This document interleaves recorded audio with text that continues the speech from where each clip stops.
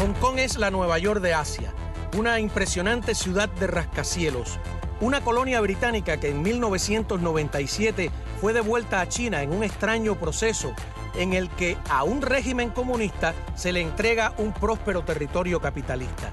Pekín prometió respetar la idea de un país, dos sistemas, pero en estos 17 años el Partido Comunista Chino se ha dedicado a ir socavando sistemáticamente las libertades de expresión y las libertades políticas, procurando garantizar que en las elecciones de ese enclave los anticomunistas no puedan llegar a ningún puesto público. Para ello han ido imponiendo leyes electorales tramposas que le garanticen el control del sistema político de Hong Kong. Esto ha creado un malestar popular creciente. Ahora mismo miles de chinos hongkonenses se mantienen en las calles protestando pacíficamente en lo que algunos empiezan a llamar la primavera china.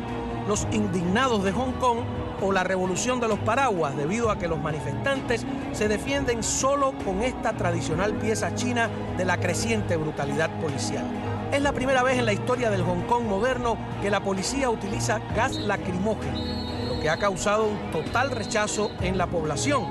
Pero las amenazas de la China comunista van increciendo y se teme que si crecen también las manifestaciones, el régimen de Pekín no dude en ordenar una masacre como la de Tiananmen.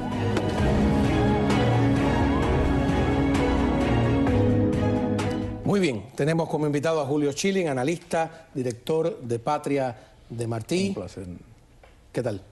Un placer estar aquí contigo. Y además compartiendo la mesa con Armando de Armas, periodista y escritor y gran amigo aquí. Doble placer para mí. Del programa. Me alegro muchísimo. La primera pregunta, Julio, ¿es este el modelo que sirve para Cuba?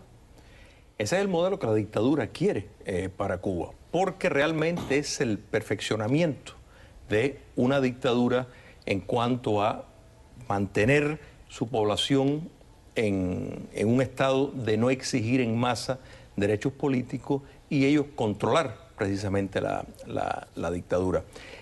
Cuando se habla del modelo chino, parte del problema es que se hace un análisis fallido cuando se mira como un fenómeno económico. Y no es un fenómeno económico, es una cuestión política, es un modelo político, donde se preserva lo que podemos llamar el Estado leninista, que no es nada más que el único partido controlando todos los niveles del gobierno, mezclado con una economía mercantilista que coquetea con el mercado, con la globalización, pero está subordinado totalmente al poder político dictatorial. Hay que aclararle a los televidentes que todas esas imágenes maravillosas de ese Hong Kong, que es el skyline más impresionante del mundo, más que Nueva York, es antes de todo eso construido antes de que cayeran en manos de los comunistas. Los comunistas son incapaces de hacer una sociedad tan desarrollada como esa. Ahora, aquí durante un largo tiempo, sobre todo hace, digamos, 8 años atrás, 10 años atrás, cada vez que usted entrevistaba a alguien sobre el tema de levantar o no levantar el embargo, era como un lema, una consigna lanzada desde Cuba y trasladada aquí a académicos, analistas, etcétera, que te decían, bueno, ¿y por qué comerciar con China y no comerciar con Cuba? Bueno, hay algunas diferencias. Por ejemplo, de entrada, la dictadura cubana ni siquiera todavía está en el camino chino. La dictadura cubana, en última instancia, utilizaría eso cuando no tenga otra alternativa. Estamos muchísimo más atrás todavía. Cuando usted hace negocio con China, está haciendo negocios con un empresario chino, no con el Estado chino, independientemente de que tiene que responder al Partido Comunista, de que tiene que ser parte y fiel servidor del comunismo, pero todavía nosotros no hemos llegado ni siquiera a ese punto. Ahora, eso que tú dices es verdad. Juan Triana, que es este señor que preside el Centro de Estudios de la Economía Cubana, que anda por ahí dando charlas a miembros del Ministerio de Interior, etcétera, hace un comentario sobre las exigencias de parte del establishment económico cubano a que se haga una reforma tipo China. Y él contesta de una manera totalmente despótica que es que no somos chinos. Vamos a escuchar ese comentario. Lo decisivo es que un grupo de sectores que son decisivos para este país sigan siendo estatales. En la condición, yo no sé en las condiciones chinas, en las condiciones de Cuba, fíjense.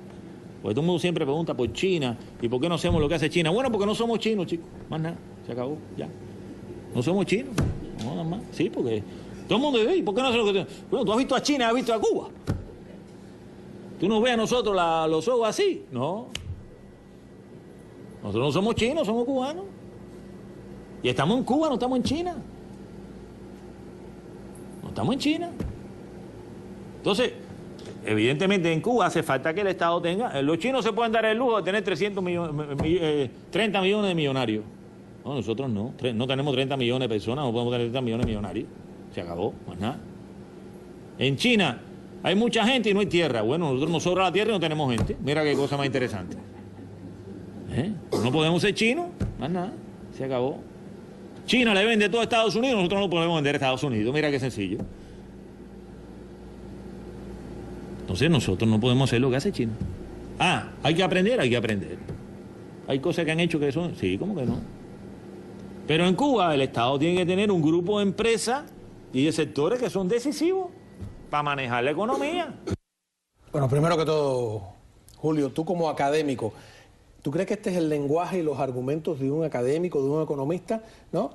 Mira, este funcionario de la dictadura está diciendo lo que el guión oficialista le permite decir para promover una imagen. Vamos a hablar lo que tienen en común China y Cuba comunista. Primero, tienen un Estado leninista con una mercada, con una economía en grados de variaciones mixtas. Un Estado de partido único. Correcto, que es lo que es en definitiva el Estado leninista. Pero mira, las Fuerzas Armadas juegan un papel predominante en la economía. Es el caso chino y es el caso de Cuba. La noción del intercambio cultural fue tan impactante en China como pretende la dictadura castrocomunista que sea acá. No solo empezó con la diplomacia de ping-pong, sino institutos como el Instituto Confucio, que están en más de 50 universidades en los Estados Unidos, que no son nada más que ramas de propaganda del régimen chino que operan en las mejores universidades de los Estados Unidos. Está la manipulación de la moneda, vivo en China como en Cuba. Está la noción de tener una inmigración no contestataria. Hasta hace 3 años, en China, la mitad de las inversiones las hacían los chinos en la diáspora, en Macao, Hong Kong y Taiwán. La dictadura castrocomunista está apelando a que su inmigración también, por medio de la promoción del consumismo, de dejar que se adquiera determinados productos con el fin de que se sean mantenidos. Podemos seguir en todas las similitudes. Una pregunta clave, ¿no, Armando? En esos argumentos de imitar a China, que lo escuchábamos aquí también de parte de muchos académicos, era la libertad económica conduce inevitablemente a la libertad política. ¿Tú crees que eso es verdad? No, eso es una, vamos a decirlo, una bobería más. Los hechos demuestran que no. China es un ejemplo, ha habido muchísimas dictaduras eficientes económicamente donde no hay libertades.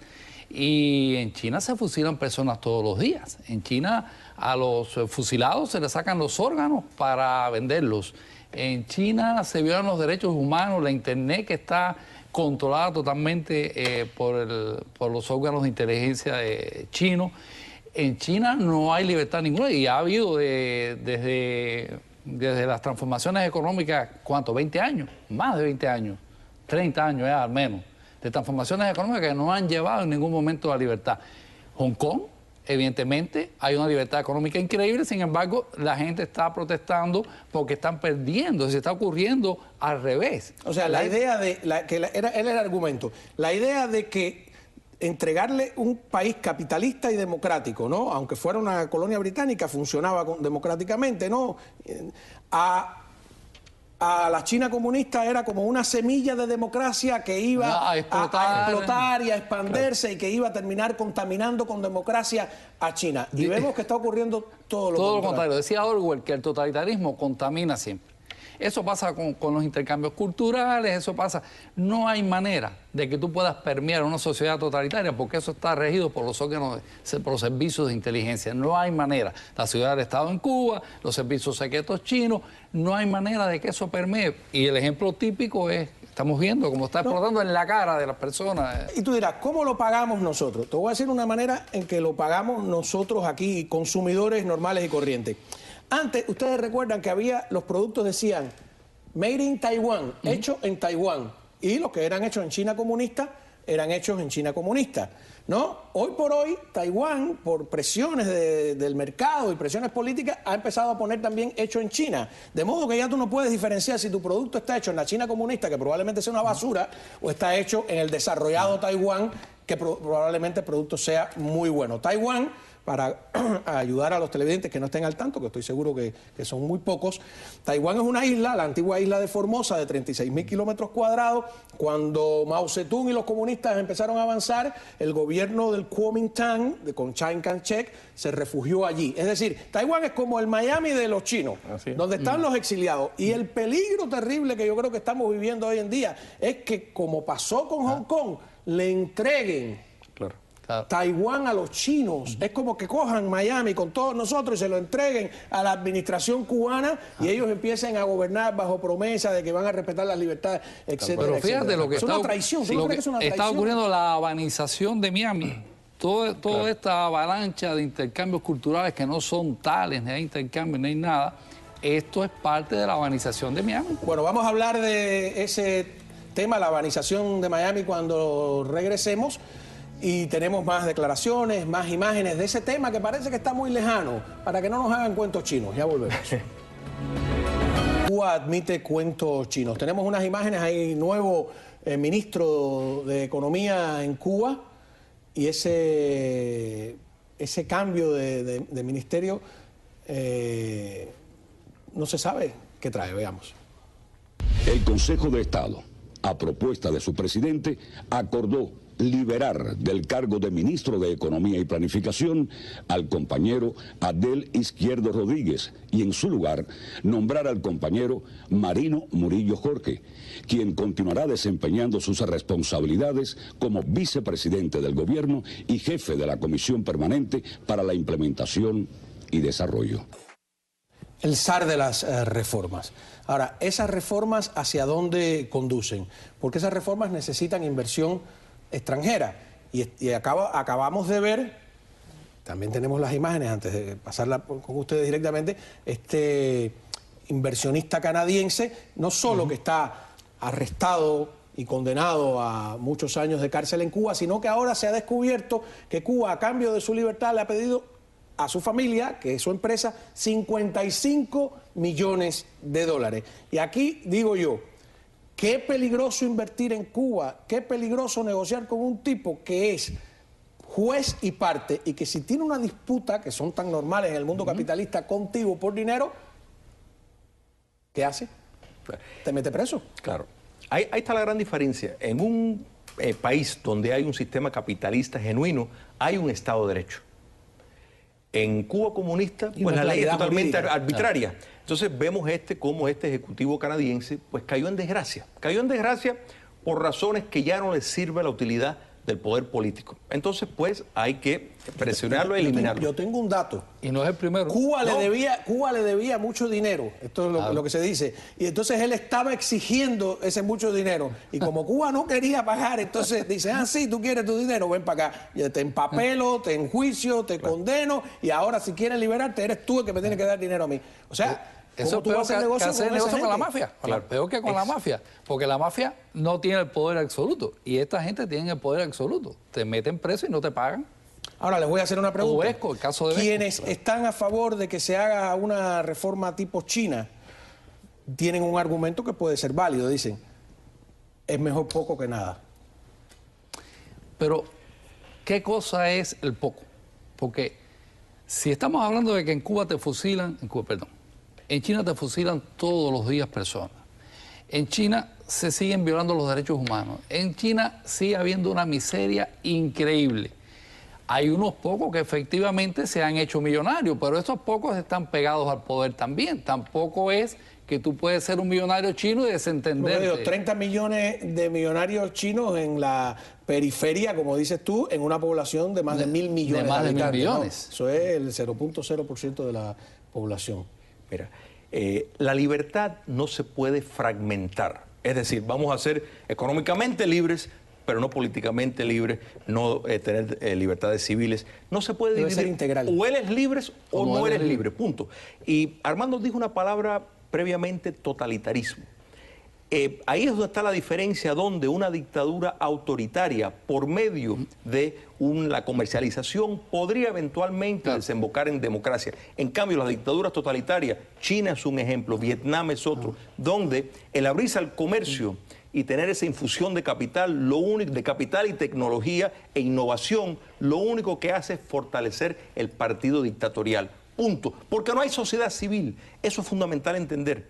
Hay un simulacro de una sociedad civil y es parte de la imagen que individuos como este funcionario que habla tan como si fuera una papa en la boca, un bodero. Claro. Una papa en la boca. La dictadura chilena, lamentable, pero condujo Lo que dice la a la autoritaria. democracia. La Exactamente. dictadura española, Franco. otro ejemplo. lamentable también, pero condujo a la democracia.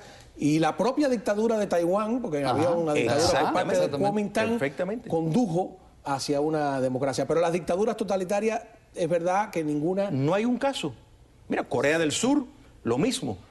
Desembocó eventualmente en democracia. No hay un caso de una dictadura totalitaria que por medio de una Tiene que se modificación... desmorone. Claro, no ocurre. Todo lo contrario. Funciona tumbar las estatuas de Lenin. exactamente Correcto. al revés. Es decir, los países totalitarios estos que no hicieron las reformas comunistas se cayeron, se desplomaron, hubo los cambios de Europa del Este, la misma Unión Soviética. Sin embargo, estos países, China misma, que se mantuvo con la ideología comunista, pero hizo reformas económicas que le permitieron mantener el aparato represivo y el aparato estatal, ahí está y estará. Ahora, sin embargo, este mismo Triana, antes de que se hicieran las contrarreformas, porque si hablamos de reformas, hay que hablar las contrarreformas raulistas, ¿no? Sí. Que le han dado marcha atrás a las pequeñas libertades que habían dado. Se hacía una autocrítica que en otros tiempos hubiera ido preso por hacerla. Veamos. Yo creo que una institución que haya sido más perseguida que el mercado en Cuba, solo la hacía. Al mercado le caímos con todo desde siempre.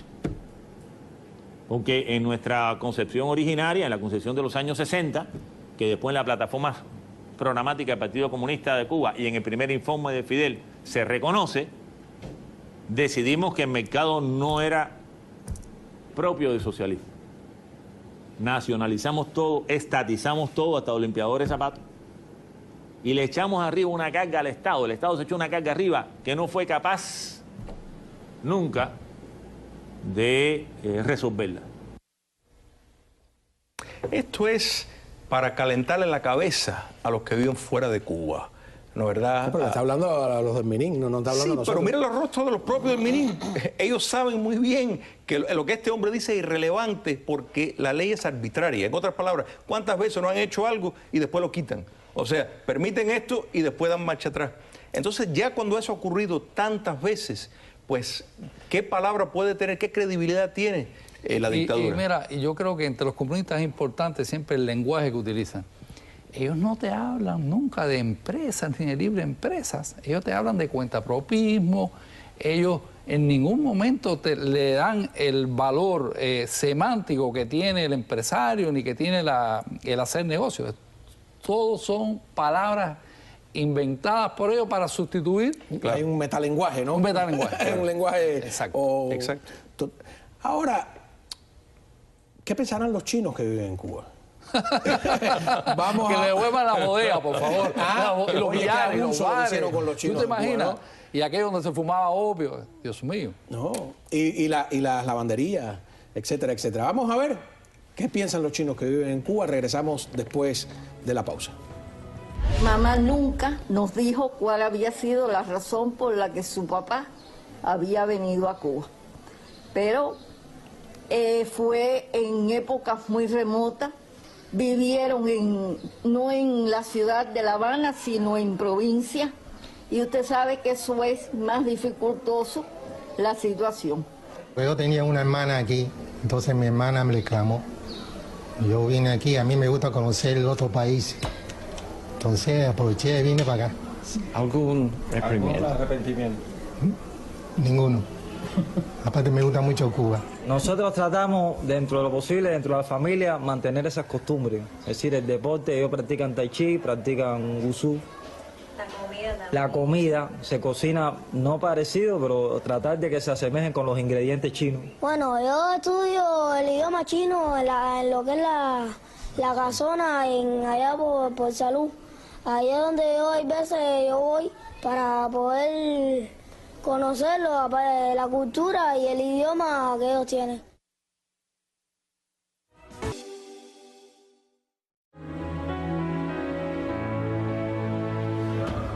Todos esos chinos cubanos que vimos en el segmento pasado, lo increíble es que sus padres y sus abuelos se fueron huyendo del comunismo.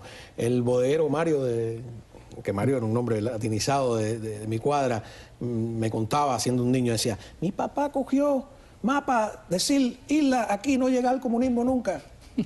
Y me cogió comunismo. Y terminó viniendo por el Mariel, ¿no? Qué horror. ¿Funciona el cuento chino para Cuba? Para terminar. De nuevo, la dictadura, eso es su sueño. De que lo logre, tienen que derrotar a Cuba fuera de su territorio, esa Cuba que quiere la libertad e insiste en la democracia. Y eso lo veo difícil que lo logre.